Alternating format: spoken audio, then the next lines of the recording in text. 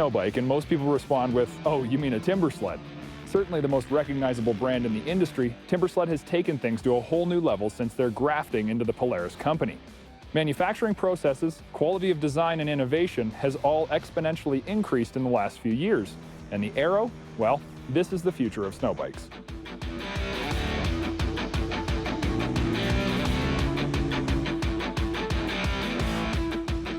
Now, because I want to talk less about the power plant itself and more about the actual Timbersled kit, I won't be speaking to the bike, I'll be talking about the characteristics of the ARO.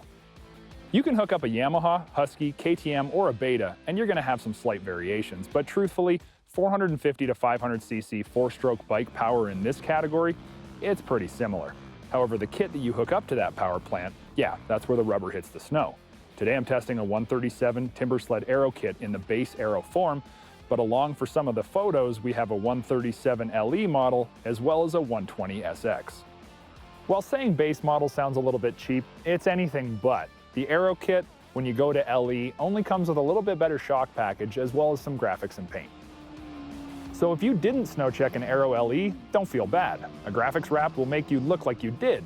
But truth be told, the standard Fox Zero Pro shocks offer lots of adjustability and most importantly deliver a great ride. While I'm riding with the optional TSS under-seat shock, it's not a necessity, and the rear skid compliance is exceptional even without it. To say that the rear of the kit is where the big news is for the ARO would be a complete lie.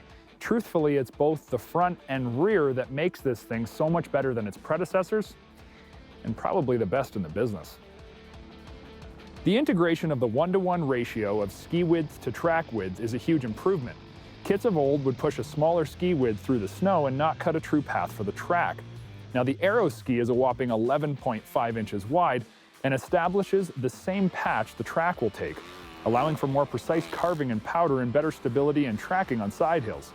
While in fresh, untouched champagne powder I don't find a terribly huge difference, it's a slightly more set up snow where it's instantly noticeable. The ARO tracks easier and doesn't feel like it's wandering left to right as much as the older design did. And tracking is now aided by a new Traverse ski with massive keels that help keep you where you're pointed. The tri-keel design has new steel runners to help keep you tracking more efficiently and straighter, but most importantly to give greater lean angles on hard-packed snow. This is especially important for building confidence with new riders as the older design felt unstable and a bit twitchy on the hard-packed. While it's not a hard-packed riding vehicle, there's many times you need to ride these conditions to get to the good stuff. And when you do get to the deeper snow, there's a host of upgrades that the ARO offers that truly sets it apart from the rest.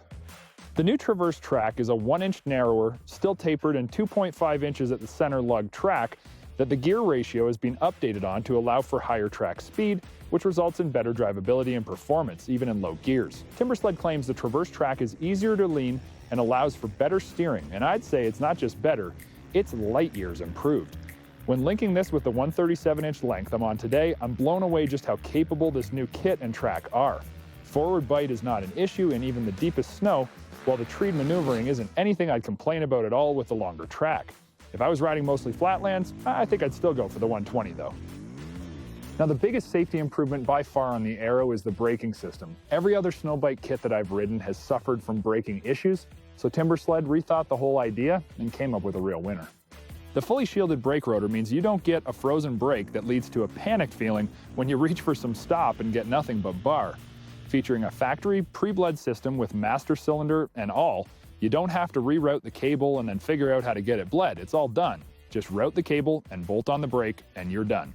The system delivers a much more responsive braking experience and builds confidence even when things get icy and the snow is heavy. This brake stops every single time.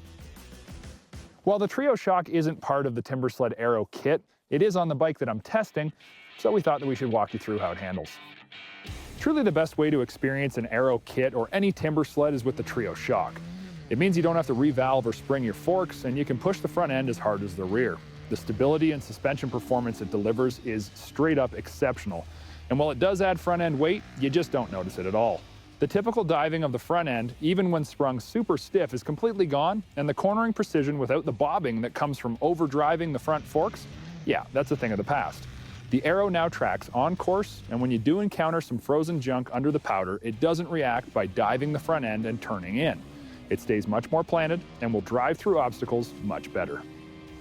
To say that the ARO is a big step forwards for snow bikes, no, this is a giant leap. And if you have a chance to get your butt on one, watch out, because the only remedy is to own one for yourself. If you enjoyed the video that you just saw, like it and then subscribe to our page for more great content from Snowtrax TV.